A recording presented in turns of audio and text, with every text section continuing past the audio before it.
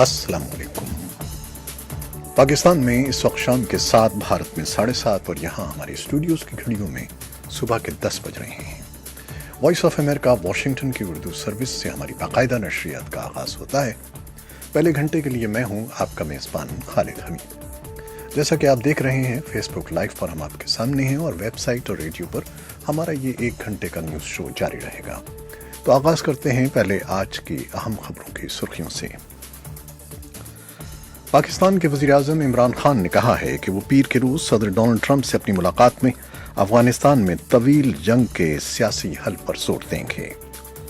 और अफगान सदर अशरफ गनी के तर्जुमान के मुताबिक अफगानिस्तान तवक्को रखता है कि पीर के रोज़ होने वाली मुलाकात में अमरीकी सदर डोनाल्ड ट्रंप पाकिस्तान के वज़ीर-ए-आज़म इमरान खान पर जोर देंगे कि वह अफगानिस्तान में अमन अमल के हवाले से इक़दामात करें।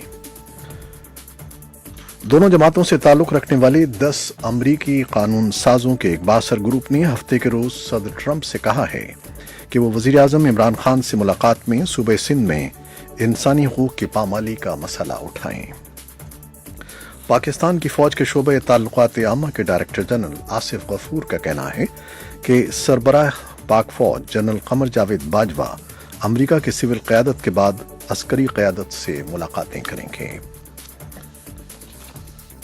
वज़ीर-ए-आज़म इमरान खान ने वाशिंगटन में पाकिस्तानी कम्युनिटी से खिताब में कहा है कि वो पाकिस्तान में मेरिट का निज़ाम लेकर आ रहे हैं, जहां लोगों को उनकी काबिलियत की बुनियाद पर आगे लाया जाएगा। वज़ीर-ए-आज़म इमरान खान की वाशिंगटन में की जाने वाली तकरीर पर मुख्तलिफ रहनुमाओं ने मुख्तलिफ रद्द-ए-अमल का इजहार किया है और गैर सरकारी तंजीम Free and Fair Election Network ने साबिक़ कबायली अज़ला के इंतखाबात से मुताल्लिक़ अपनी इब्तिदाई मुशाहिदाती रिपोर्ट जारी कर दी है। और न्यूयॉर्क में 11 सितंबर सन 2001 में वर्ल्ड ट्रेड सेंटर और दीगर मकामात पर होने वाले हमलों के मुबैना मास्टरमाइंड खालिद शेख मोहम्मद समेत 5 मुल्ज़िमान के खिलाफ मुकदमे की समाअत का आगाज हो रहा है। भारतीय खलाई मिशन चंद्रयान 2 एक हफ्ते ताख़ीर के बाद पीर के सपहर खलाई सफ़र पर रवाना हो गया है।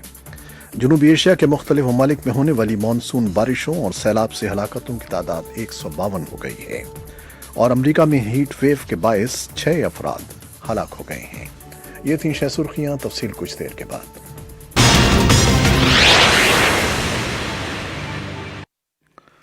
पाकिस्तान के वज़ीर-ए-आज़म इमरान खान ने कहा है कि वो पीर के रोज़ सदर डोनाल्ड ट्रंप से अपनी मुलाकात में अफगानिस्तान में तवील जंग के सियासी हल पर जोर देंगे। इमरान खान, जो अमरीका से कशीदा ताल्लुकात के सुधार के लिए 3 रोज़ा दौरे पर वाशिंगटन में हैं, ये बात इतवार के रोज़ पाकिस्तानी कम्युनिटी के एक बड़े इज्तिमा से कही। इमरान खान इख्तिदार में आने से कबल भी तनाज़े के हल के लिए अमरीकी फ़ौज के इस्तेमाल के ख़िलाफ़ रहे हैं।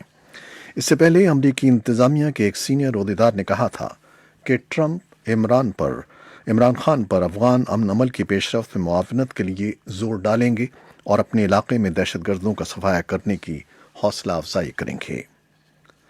और सदर अशरफ गनी के तर्जुमान सादिक सिद्दीकी के मुताबिक अफगानिस्तान तवक्को रखता है कि पीर के रोज़ होने वाली मुलाकात में अमरीकी सदर डोनाल्ड ट्रंप पाकिस्तान के वज़ीर-ए-आज़म इमरान खान पर जोर देंगे कि वह अफगानिस्तान में अमन अमल के हवाले से इक़दामात करें।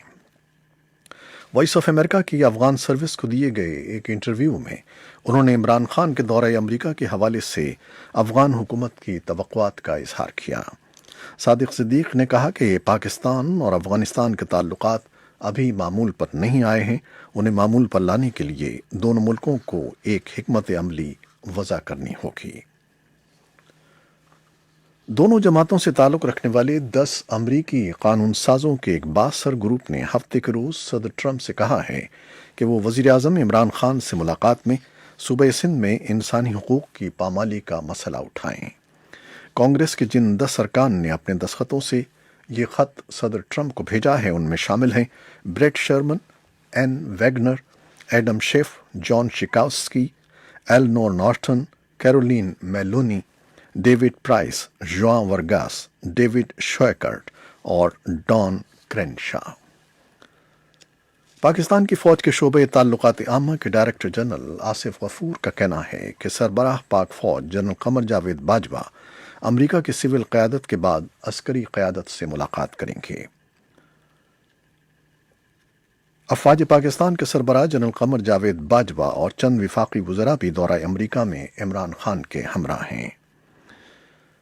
D G I S P R نے اپنے ٹویٹر بیان میں کہا کہ سربراہ پاک فوج بھی وزیر اعظم کے وفد کا حصہ ہیں جو وائٹ ہاؤس میں ہونے والی ملاقات کے بعد پینٹاگون کا دورہ کریں گے۔ D G I S P R کے مطابق آرمی چیف امریکی قائم مقام وزیر دفاع Richard Spencer, chairman joint chiefs of staff general Joseph Dunford اور امریکی فوج کے chief of staff general Mark Milley سے ملاقات کریں گے۔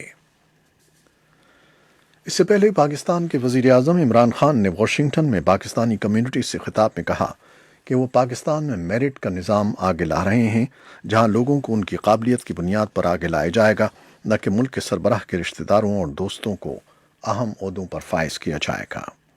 عمران خان نے کہا کہ پاکستان میں اشرافیہ کا نظام چلتا رہا ہے اور ایسے لوگ سربراہ بنتے رہے ہیں جنہیں فوجی ڈکٹیٹرز نے چنا۔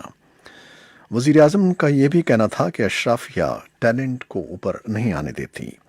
عمران خان نے مزید کہا کہ ابھی ملک پر مشکل وقت ہے جو آئندہ چند مہینوں سے ایک سال میں ختم ہو جائے گا، اور اب پاکستان کو ہر سال تبدیل ہوتا اور اوپر جاتا دیکھیں گے۔ وزیر اعظم عمران خان کی واشنگٹن میں کی جانے والی تقریر پر مختلف اپوزیشن رہنماؤں نے رد عمل کا اظہار کیا ہے۔ اپوزیشن کا کہنا ہے کہ وزیر اعظم ابھی تک کنٹینر سے نیچے نہیں اترے ہیں۔ بین الاقوامی فورم جہاں پاکستان کا مقدمہ بہت اچھا لڑا جا سکتا تھا، وزیر اعظم نے اپوزیشن پر تنقید کر کے وقت ضائع کیا ہے۔ اس حوالے سے تفصیلی رپورٹیں بھی آپ کے لیے ہم پیش کریں گے۔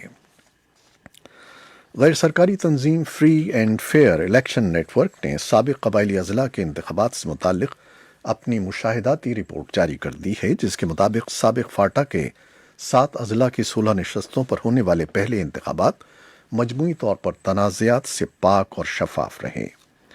فافن کے سیکریٹری جنرل حمید اللہ کاکڑ نے وائس آف امریکہ کو بتایا کہ انتخابی نتائج میں تاخیر اور گنتی میں سست روی کے علاوہ سابق قبائلی اضلاع کا الیکشن مجموعی طور پر پرامن رہا۔